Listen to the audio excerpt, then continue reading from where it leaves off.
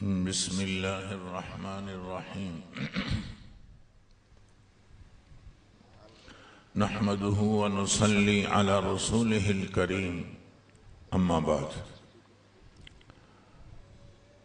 سب سے پہلے تو میں تمام خواتین و حضرات کو اس مبارک سفر کے عزم اور ارادے پر دل کی گہرائیوں سے مبارکباد پیش کرتا ہوں اور دعا گو ہوں کہ اللہ رب العزت ہمارے اس سفر کو سہل اور آسان فرمائے اور اپنے خاص کرم سے قبول فرمائے۔ ارکان اسلام میں ایک رکن حج ہے۔ ہم اس سفر پر جب روانہ ہو رہے ہیں تو ہمارے سامنے اس سفر کی اہمیت ہونی چاہیے۔ آج تک آپ نے زندگی میں جتنے بھی اسفار کیے ہوں گے، بے شک آپ اس میں 5 سٹار کیا 7 سٹار ہوٹلوں میں رہے ہوں گے، بہت اعلیٰ قسم کی گاڑیاں استعمال کی ہوں گی، بہت عمدہ کھانے کھائے ہوں گے اور بہت ہی پرلطف سفر آپ کے گمان میں رہا ہوگا، مگر شریعت کی نظر میں اس سفر سے جو انشاءاللہ اب آپ کرنے والے ہیں کوئی سفر بہتر نہیں ہے۔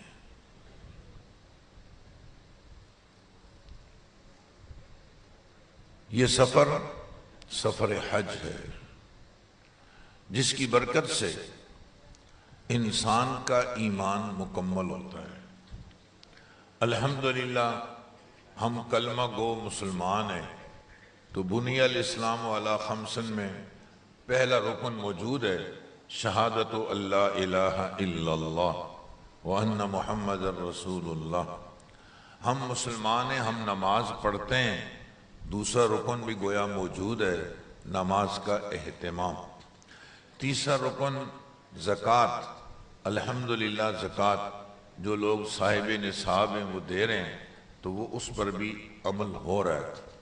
چوتھا رکن ہے روزہ، روزوں کا بھی اہتمام الحمدللہ اللہ پاک نے نصیب فرمایا، تو کلمہ بھی ہے، نماز بھی ہے، زکوٰۃ بھی ہے، روزہ بھی ہے، حج باقی تھا۔ یہ اس خوبصورت عمارت کی آخری اینٹ ہے۔ اس اینٹ کے لگنے سے اس محل کا حسن انشاءاللہ مکمل ہو جائے گا۔ بس اللہ پاک ہمیں ہمت عطا فرمائے، ہمارے لیے آسانیاں پیدا فرمائے۔ تو ایک بڑی بات تو یہ کہ اس سفر کی برکت سے ہمارا ایمان مکمل ہوگا،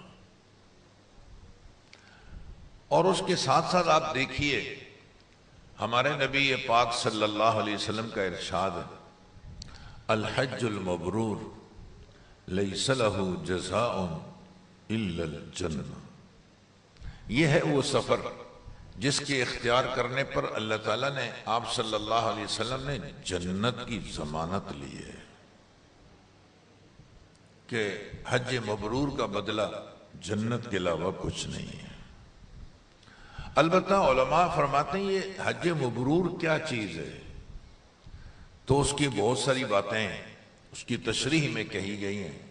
اس کا ایک آسان ترین مطلب تو یہ ہے کہ حج مبرور یعنی ایسا حج جس میں کوئی گناہ نہ ہو۔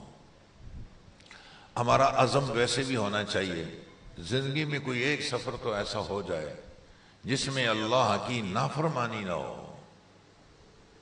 گھر سے نکلیں، واپس گھر تک اگر ہم نے اپنے آپ کو سنبھال کے رکھا تو اللہ تعالیٰ کی ذات سے امید ہے آنے والی زندگی انشاءاللہ بہتر ہو جائے گی۔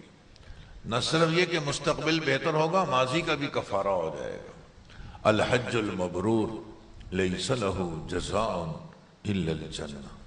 یہی وہ سفر ہے جس کے لیے آپ صلی اللہ علیہ وسلم نے فرمایا من حج للہ، جس نے اللہ کی رضا کے لیے حج کیا. من حج للہ وَأَتِمُّ الْحَجَّ وَالْعُمْرَةَ لِلَّهِ. جہاں جہاں حج کا ذکر ہے وہاں للہ للہ للہ، اس کا بھی بار بار ذکر ہے کہ حج اللہ کی رضا کے لیے ہونا چاہیے، شہرت کے لیے نہیں، اپنے حج کی تعداد بڑھانے کے لیے نہیں. آدمی اپنا بینک بیلنس نہیں بتاتا اگرچہ اس میں 500 ہی کیوں نہ پڑو. بھائی آپ کے اکاؤنٹ میں کتنے پیسے ہیں، تمہیں اس سے کیا غرض ہے؟ بیوی کو بھی نہیں بتاتے لوگ. لیکن حج کی بات آتی ہے، ہاں 2 حج کی ہیں، 4 حج کی ہیں، اس کا تذکرہ پڑھو. یہ آپ کا بینک بیلنس ہے، آپ ادھر تو نہیں بتاتے ہو. اس کی تشہیر کیوں کرتے ہو؟ یہ شیطان کی ایک عجیب محنت ہے کہ حج تو سے اولاً تو کوشش ہوتی ہے شیطان کی یہ عبادت ہی نہ کرے. اب کر لیے، آپ غالب آ گئے، تو پھر وہ اس چکر میں ڈال کے اس عبادت کو خراب کرنا چاہتا ہے. ہم نے دونوں شکلوں میں مقابلہ کرنا ہے. وہ کہے نہیں جانا، اللہ نے توفیق دی ہے، اس کا شکر ادا کرو، مجھے اس قابل بنایا ہے، میں یہ سفر کر سکتا ہوں، الحمدللہ الحمدللہ. لوگ یہاں سے مری جانے کی طاقت رکھتے ہوں. میں نے ایک فیملی کو دیکھا، وہ گھومنے پھرنے برف دیکھنے جا رہے تھے مری، تو ہر بچے نے اپنے اپنے پیسے خود جمع کیے ہوئے تھے، پورا سال پیسے جمع کیے تاکہ مری پہنچ جائیں. ہاں اتنی محنت کرتے ہیں دنیا کا سفر، دنیا کی تھوڑی سی آسائش حاصل کرنے کے لیے. مگر جو اللہ کے گھر کے شوقین ہوتے ہیں، ایک صاحب عمرے پہ جا رہے تھے، پوری فیملی جا رہے تھے. مجھے انہوں نے پیسے دیے کہ ہم نے جانا ہے، آپ ہمارا کام کروا دیں. میں نے تربیت الحجاج والے حضرات سے کہا کہ یہ ساتھی جانا چاہتے ہیں عمرے پہ. پیسے جب دیے تو وہ نوٹ پھٹ رہے تھے، ہاتھ میں لینے کی دے رہے وہ ٹکڑے ہو رہے تھے. پتہ چلا کہ 5 سال سے ڈولی میں پیسے ڈال رہے ہیں، ابھی بھی کچھ کم ہے. مجھے بتاؤ، جس رب نے بلایا ہے آخر یہ منظر وہ بھی تو دیکھ رہے، اس کے دل میں کتنا ذوق اور شوق ہوگا، کتنا جذبہ ہوگا. لوگ ادھر مری برف دیکھنے کے لیے پیسے جمع کر رہے ہیں اور یہ اپنے رب کا گھر دیکھنے کے لیے پیسے جمع کر رہے ہیں. ایک زمانہ ہو گیا نوٹ اپنی صلاحیت ہی کھو بیٹھے اور وہ ٹوٹنے لگے، پھٹنے لگے. اس زمانے میں 5 روپے کا بھی سکہ آتا تھا، تو 1 روپے کا، 5 روپے کا، 2 روپے کے سکے بھی الگ سے جمع کیے ہوں. بھئی کیوں کر رہے ہو؟ عمرے پہ جانا ہے. سفر ہی اتنا لذیذ ہے.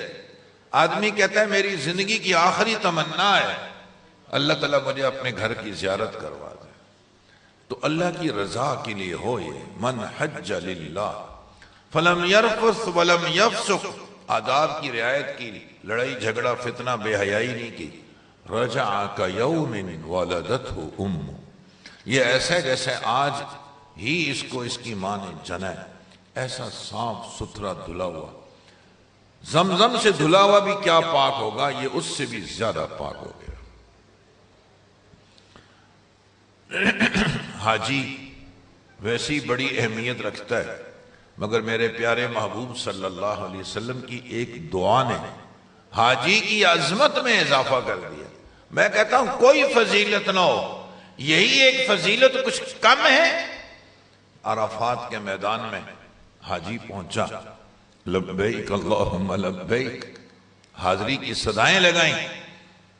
پیارے محبوب صلی اللہ علیہ وسلم بھی تشریف فرمائیں. آپ نے اونٹنی پر بیٹھ کر، کھڑے ہو کر آپ نے اونٹنی پر خطبہ دیا، کھڑے ہو کر آپ نے دعائیں مانگی. 5.5 گھنٹے آپ نے عرفات کے میدان میں دعا مانگی ہے. ہمارا حاجی 1 گھنٹہ بھی مانگتے ہوئے تنگ آ جاتا ہے. غور کیجئے کیا تعلق مع اللہ ہوگا اور کیا اس سفر کی عظمت اس کے دل میں ہوگی جس نے 5.5 گھنٹے دعا مانگی. میں جو بات بتانا چاہ رہا ہوں وہ اگلی ہے، اور وہ یہ کہ آپ صلی اللہ علیہ وسلم نے عرفات کے میدان میں جو دعا مانگی نا، اس دعا کا ایک جملہ تھا، اللہ ان حاجیوں کی مغفرت فرما۔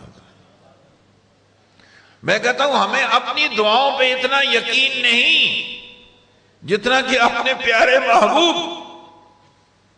صلی اللہ علیہ وسلم کے اس جملے پہ یقین ہے کہ اگر ہم اس سرزمین سے ہو کے آگے تو آپ کا ارشاد ہے اللہ اس حاجی کی مغفرت فرما۔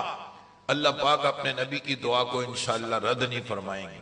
اگلا جملہ اور عجیب تھا، اے اللہ اس حاجی کی مغفرت فرما، اور آگے فرمایا یا اللہ یہ جس کے لیے دعا کرے اس کی بھی مغفرت فرما۔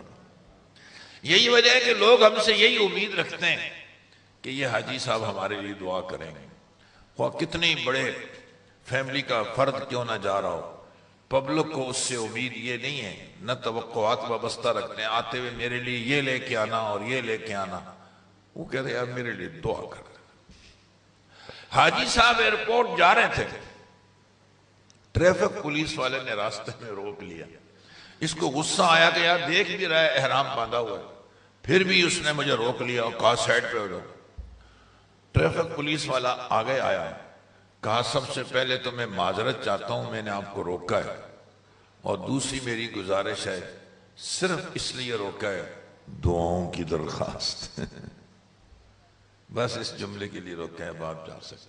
ہر شخص حاجی سے یہ تمنائیں رکھتا ہے کہ ان کو کیوں، اس کو نبی کی دعا ہے، اس حاجی کو نبی کی دعا ہے، اے اللہ اس کی بھی مغفرت فرما اور جس کے لیے یہ دعا مانگے اس کی بھی بخشش فرما۔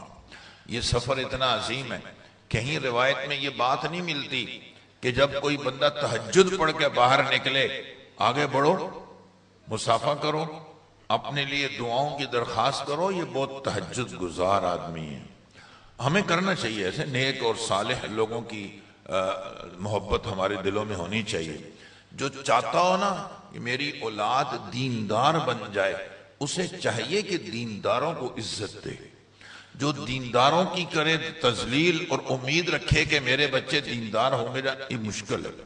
یہ ایک الگ بات ہے کہ ہمیں صلحاء اتقیاء دینداروں سے محبت ہونی چاہیے، ان سے دعاؤں کی درخواست کرنی چاہیے، مگر حدیث میں ہمیں یہ حکم نہیں ملتا کہ یہ تہجد گزار ہے جاؤ آگے بڑھو دعاؤں کی درخواست کرو، یہ حافظ صاحب ہیں دعاؤں کی درخواست کرو۔